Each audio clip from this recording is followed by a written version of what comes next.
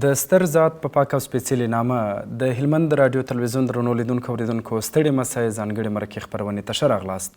دا چې هلمند ولایت کې د ولایت مقام په دفتر کې مطبوعاتي دفتر بیا پرانستل سوی، د دې اغیز به د رسنیو خبریالانو لپاره څومره وي؟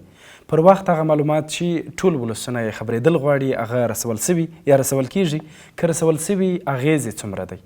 موږ په همدې تړاو نن هلمند کې د هلمند د والي ویاند ښاغلي مولوي محمد قاسم ریاض سره ځانګړې مرکه لرو. تاسې راسره اوسئ. د دې خپرونې کوربه زه نعمت الله همت یم.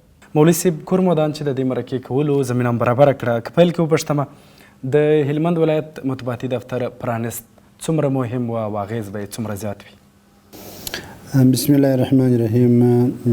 لکه څنګه چې تاسو یادونه وکړل، د هلمند ولایت مقام مطبوعاتي دفتر یا د رسنیو او معلوماتو مرکز د خبر رسونې په برخه کې ډیر زیات مهم دی، ځکه تاسو ته معلومیږي ولایت مقام د ټولو ارګانونو، ټولو ریاستونو، ټولو ادارو په رأس کې قرار لري، او هغه معلوماتونه چې هلمند کې ستا یا ورځنۍ پیښې دي یا لاسته راوړنې دي یا پلانونه دي، هغه تر ټولو اول د ولایت مقام له لارې څخه چې دي هغه تنظیمیږي او د رسنیو او خبریالانو سره شریکېږي، په واک کې ورکول کېږي. نو تاسو ته معلومه ده مخکې دا دفتر چې و هغه خاص فعالیت نه درلود، خو د څو میاشتو را په دې خوا چې دا دفتر فعاله سوی دی، خبریالانو ته د معلوماتو د لاسرسي په برخه کې ډیره ښه زمینه برابره سوې ده، او د خبریالانو تعلق او رابطه چې ده د دې دفتر سره ډیره ښه سوې ده او پیاوړې سوې ده، لا هم پیاوړې کیږي انشاءالله. د دې لارې څخه خبریالان کولی شي چې د اسلامي امارت د ولایتي ادارې، البته د هلمند د لاسته راوړنو، فعالیتونو او ورځنیو پیښو څخه پر وخت خبر شي، او د دې دفتر د لارې به دوی ته معلومات په واک کې ورکول کیږي، او د عامو هیوادوالو سره به هم د همدې لارې څخه شریک کیږي. بالکل.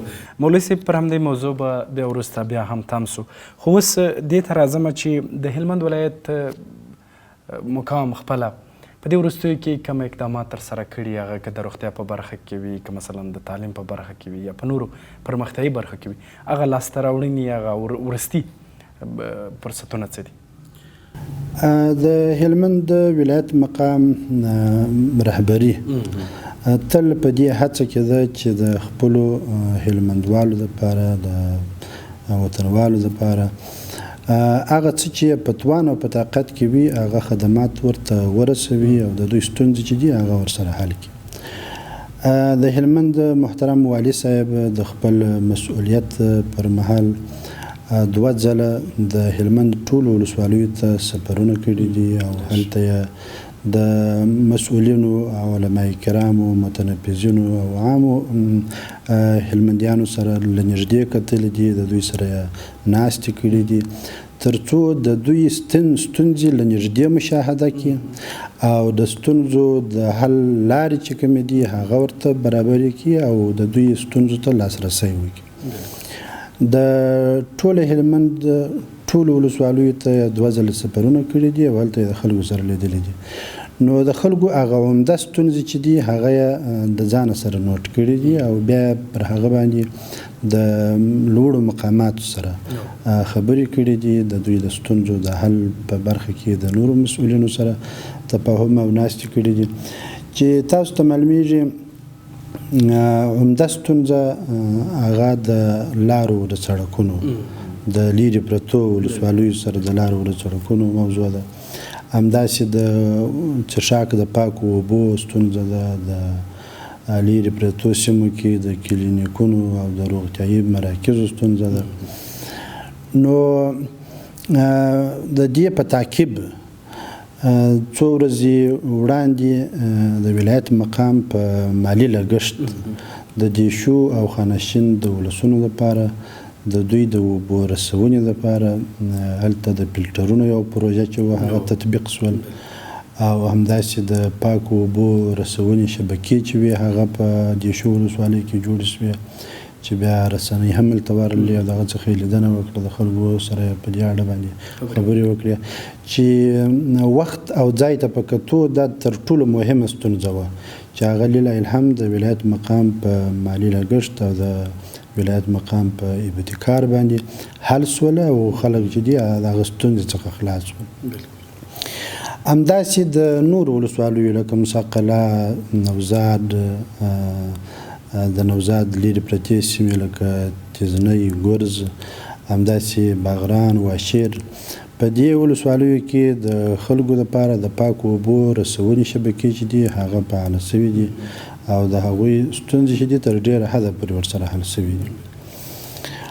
او د باغران سړک جوړونې پروژه چې ده هغه هم انشاءالله تر لاس لاندې د امر چې دی هغه اخیستل سوی دی، احکام سوی دی او امکاناتو ته په کتو سره به انشاءالله چې هغه هم شروع شي. همداسې د ګرمسیر سړک چې کنډو کپر دی د هغه دپاره پلانونه شته او انشاءالله چې کار به د فواید عامې ریاست سره په تفاهم باندې پیل شي.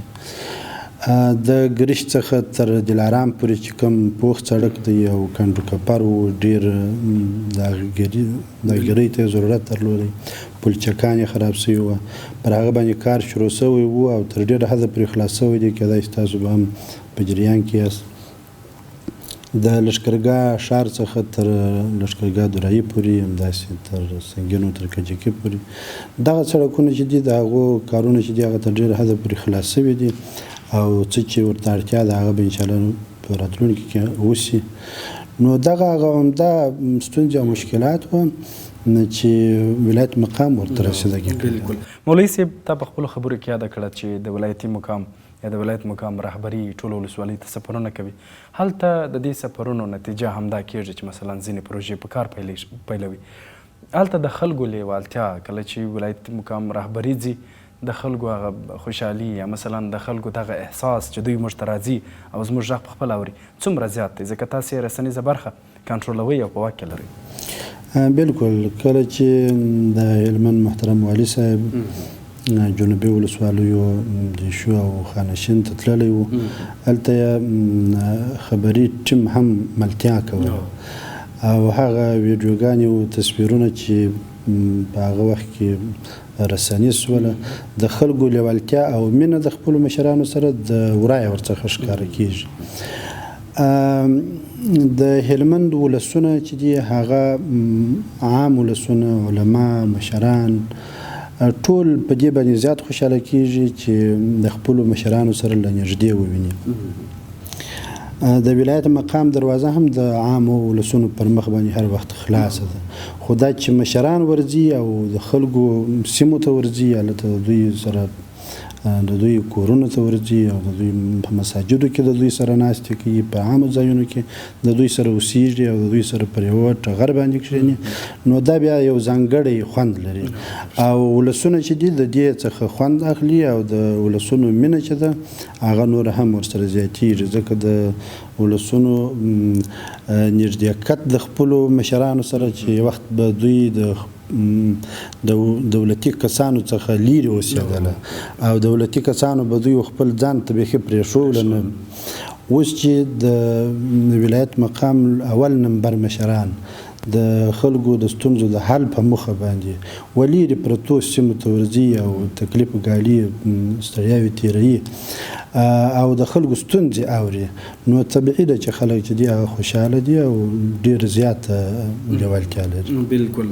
دلته دې مخکې یادونه وکړله چې مولوي صاحب دوی چې هلته ځي خلک ډېر خوشحاله وي.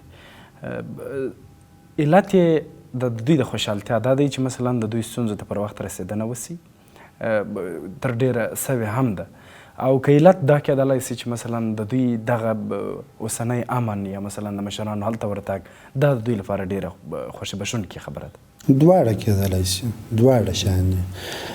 یو خو دا چې مشران چې کله یوې سیمې ته ځي نو هلته هدف هم دا وي، د سفر موخه او هدف یې دا وي چې د خپلو خلکو ستونزې له نږدې مشاهده کړي او د حل په موخه یې کار.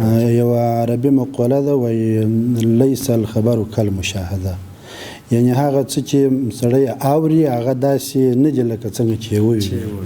له نږدې چې د یو چا ستونزه ویني نو هلته ډېره ښه درک کېږي.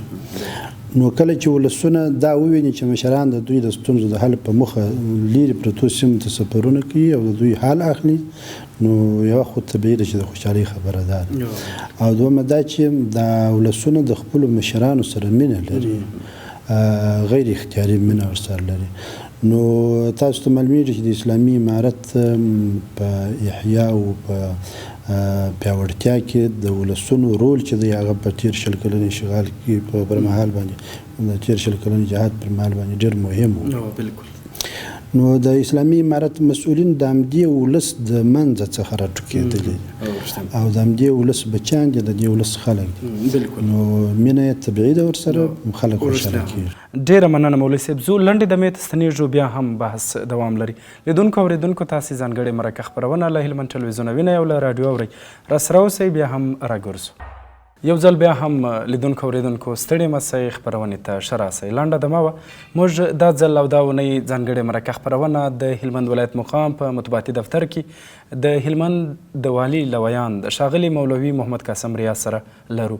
تاسې راسره اوسئ. مولوي صاحب بیا هم په دې برخه کې ښه راغلاست درته وایم. که وپوښتم د ولایت مقام یا مثلا رهبري د ولایت مقام له مؤسساتو سره اړیکې لري تر څو ځینې پرمختیایي پروژې په ښه ځای او سم وخت کې پلي سي؟ بالکل. د ولایت مقام روابط د نړیوالو خیریه سازمانونو او مؤسساتو سره ډېر ښه دي او هغه څه چې د ولایت مقام په توان کې هغه همکاري وي چې د مؤسساتو سره وشي هغه یې پر وخت ورسره کړې ده او هم یې پر وخت رسیدګي ورته کړې ده او هم یې هر وخت د همکارۍ ډاډ ورکړی دی چې د مؤسساتو مسؤلین هم ډېر خوشحاله دي. کله چې هلمند ته د مؤسساتو د خوا څخه یو پروژه راځي نو په لومړي ځل د ولایت مقام سره شریکېږي. دلته د محترم والي صاحب یا محترم مرستیال والي صاحب سره مجلس کېږي او د دوی څخه د همکارۍ غوښتنه کېږي چې د ټول وخت لپاره د ولایت مقام د رهبرۍ تاکید او ټینګار پر شفافیت باندې د دې مرستو وي چې شفافیت یې په دوه ډوله باندې دی. یو دا چې هغه سیمو ته باید مرستې ورسیږي، مرستې که په هره برخه کې وي، که د روغتیا په برخه کې وي، که د تعلیم په برخه کې وي، که د کرهنې او مالدارۍ په برخه کې وي، که د نغدي مرستو په برخه کې وي، که په هره برخه کې وي چې هغه سیمو ته ورسیږي چې هغه سیمې اړمنې دي او د هغه سیمو ضرورت چې دی هغه زیات دی او بیا په هغه سیمو کې د اړمنو کسانو تشخیص وسی او اړمنو کسانو ته حق د اولیت چې دی هغه ورکول شي.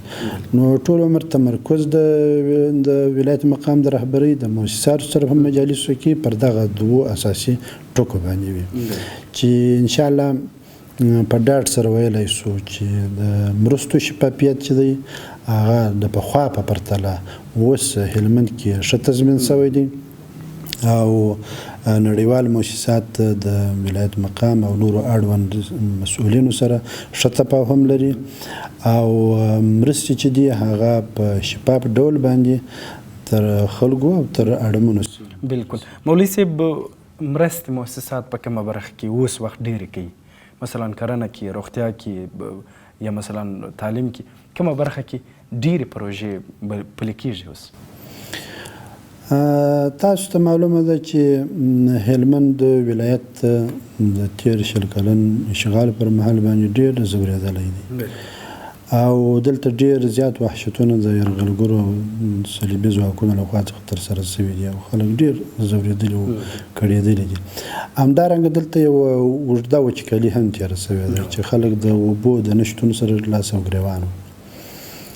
نو د خلکو ستونزه هم په دغه برخه کې ده چې یو د اوبو ستونزه ده، د کرهنې او د مالدارۍ په برخه کې مشکلات دي او بل د روغتیا او د تعلیم او د داسې شیانو په برخه کې. نو حق د اولیت هم هغه شیانو ته ورکول کېږي چې ورته اړتیا زیاته وي.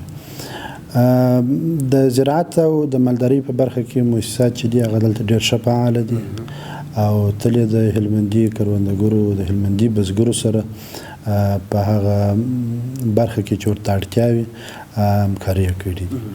همدارنګه د ښوونځیو د کلینیکونو په برخه کې زیاته همکاري چې دغه شته. د روغتیایي مراکزو په برخه کې د صحي خدماتو په برخه کې مؤسسات چې دي د عامې روغتیا ریاست سره په تفاهم په ټوله هلمند کې په کار او په خدمت باندې بوخت دي او خپل مرستې چې دي هغه جاري ساتلي دي. همداسې د څښاک د پاکو اوبو رسونې شبکې چې د کلي د بیارغونې او پراختیا ریاست سره په هماهنګۍ دي مرسته ورسره کړې ده د هلمندیانو سره. او بله یوه جدي مهمه ستونزه چې هغه د دغه مهاجرینو ده چې په دغه وروستیو کې د ګاونډي هېواد څخه په جبري ډول باندې د افغان کډوالو د راستنېدلو بهیر پیل شوی دی. نو دا بهیر هلمند ته هم پیل شوی دی چې د هلمند د مهاجرینو ریاست سره په تفاهم کې ځینې مؤسسات چې دي د مهاجرینو د بیا راستنېدونکو مهاجرینو سره همکاري کوي چې ورته اړتیا هم زیاته ده. نو په دغه ټولو برخو کې د مؤسساتو همکاري د هلمندي ولسونو سره شته. بالکل مولوي صاحب بیا هم راځم مخکې هغه بحث ته چې د رسنیو او خبریالانو اړوند دی. د هلمند ولایت مقام مطبوعاتي دفتر چې بیا پرانستل شوی دی د خبریالانو سره مو همغږي او همکاري تر کومه بریده ده. مثال په توګه خام مواد دوی ته په هوا کې ورکوئ، د لیک کنفرانسونه ورته جوړوئ، څه ډول همکاري ورسره کوئ؟ د ولایت مقام مطبوعاتي دفتر په پرانستنې سره د هلمندي خبریالانو سره د ملي او محلي رسنیو همداسې د آزادو خبریالانو سره د دې دفتر همکاري او د اطلاعاتو د لاسرسي په برخه کې همکاري او په نورو برخو کې چې دوی ورته اړتیا لري هغه ډېره پیاوړې شوې او قوي شوې ده. زموږ د ټولو خبریالانو سره روابط الحمدلله ډېر سم دي. خبریالان موږ سره همکاره دي، موږ د خبریالانو سره همکاره یو په هغه اړوند برخو کې. دوی ته زمیني مساعده وو چې دوی ولاړ سي د هلمند په لیرې پرتو سیمو کې هلته د خلکو سره په خپله وویني او د سیمو انځور چې دی هغه په خپله راواخلي او د خلکو سره مرکې وکړي، د خلکو ستونزې چې دي هغه له نږدې واوري او وویني. دا یوه همکاري ده چې د ترانسپورټیشن په برخه کې یعنې ولایت مقام خبریالان لیږي ولسوالۍ ته. بلکل چې کله خبریالان غوښتنه وکړي یو سیمې ته د تلو ولایت مقام دا زمینه ورته مساعده کوي. همداسې دلته په ولایت مقام مطبوعاتي دفتر کې د مسؤلینو سره کنفرانسونه چې دي هغه د همدې دفتر له لارې دایریږي او تنظیمیږي. لکه څو ورځې وړاندې چې په همدې دفتر کې د کرنې او مالدارۍ ریاست د مسؤل رئیس صاحب او همداسې د نورو مسؤلینو سره دلته په دې دفتر کې مطبوعاتي کنفرانس ترسره شو چې ټولو خبریالانو ګډون پکښې کړی و چې دا دوی ته دا زمینه سازي ده د خبر په برخه کې او حتی د ډیرو سوژو په برخه کې یو کنفرانس د خبریالانو لپاره د ډیرو سوژو په برخه کې کفایت کوي. او همدارنګه کله چې یوه پیښه کیږي او خبریالان د هغه په برخه کې معلومات غواړي د ولایت مقام مطبوعاتي دفتر چې دی هغه پر وخت باندې خبریالانو ته معلومات ورکوي او دا دفتر د خبریالانو په خدمت. بالکل مولوي صاحب که دا هم وپوښتمه چې ولایتي اداره یا رهبري په روان کال کې کوم داسې نوي پلانونه غټ پلانونه چې هغه د ټولو هلمندیانو یا مثلا د ټولو ولسونو په خیر وي هغه به کوم پلانونه وي؟ ولایت مقام په راتلونکي کال کې یا په روان کال کې البته په روان کال کې خپلو امکاناتو او بودیجې ته په کتلو سره د خلکو هغه ستونزو ته به انشاءالله رسیدګي وکړي چې ولایت مقام مې په تیر کې درک کړی دی. لکه ما چې مخکې یادونه وکړله چې والي صاحب محترم څو ځله ټولو ولسوالیو ته سفرونه کړي دي او هلته یې د خلکو ستونزې چې دي هغه یې له ځانه سره نوټ کړي دي، راخیستې دي چې په وخت سره پر دې باندې کار کېږي. نو هغه عمومي او مهمې ستونزې چې عامل منفعه پروژې دي چې د ټولو خلکو لپاره ګټه رسېږي هغه په پلان کې دي او د هغه دپاره په ښه اراده شته، امکاناتو او بودیجې ته په کتلو سره به انشاءالله پر هغو ټولو باندې کار کېږي. یوه مهمه پروژه چې زه یې باید یادونه وکړم هغه د رخام جادیه چې کوم سړک دی چې د لښکرګاه ښار د باباجي ولسوالۍ له لارې د هرات کندهار د عمومي سړک سره وصلوي چې پر دې باندې کار مخکې لا شروع شوی دی او تقریبا 9.5 کیلومتره دا سړک چې دی هغه جوړ شوی هم دی. البته د قریزي کارونه چې دي هغه پاتې او دغه رقم 3.5 کیلومتره نور د دې خوا څخه د لښکرګاه د ښار د خوا څخه هغه کار ورباندې شروع دی. نو دا یو ډېره مهمه پروژه ده چې لښکرګاه ښار د کندهار هرات د عمومي سړک سره وصلوي د باباجي ولسوالۍ د لارې چې دا ډېره لنډه لاره ده چې په دې سره به هم ولسونه تر عمومي سړک پورې لنډه لاره پیدا کړي او هم به د لښکرګاه ښار د رود پر عمومي پله باندې چې اوس ډېر زیات بیروبار او رش دی ورباندې پر دې باندې به رش کم سي او خلک به د ډېر سهولت سره مخامخ سي. او همدارنګه یو هغه د 500 کورنیو 500 فامیلیو یتیمانو دپاره چې کوم ښارګوټی دلته افتتاح شوی دی پر هغه باندې ډېر چټک کار شروع دی چې د ناري سراج په ولسوالۍ کې موقعیت لري لښکرګاه ښار ته څیرمه. دا هم یوه مهمه پروژه ده. همداسې به د هغه سړکونو دپاره لکه مثلا چې ما مخکې یادونه وکړه د باغران سړک او یا د ګرمسیر سړک او یا نور داسې سړکونه چې هغه مخکې پلان کې وو او مهمه ستونزه وه د هغه دپاره به انشاءالله په را روان کار کې رسېدګي کېږي. بالکل ډېره مننه مولوي صاحب.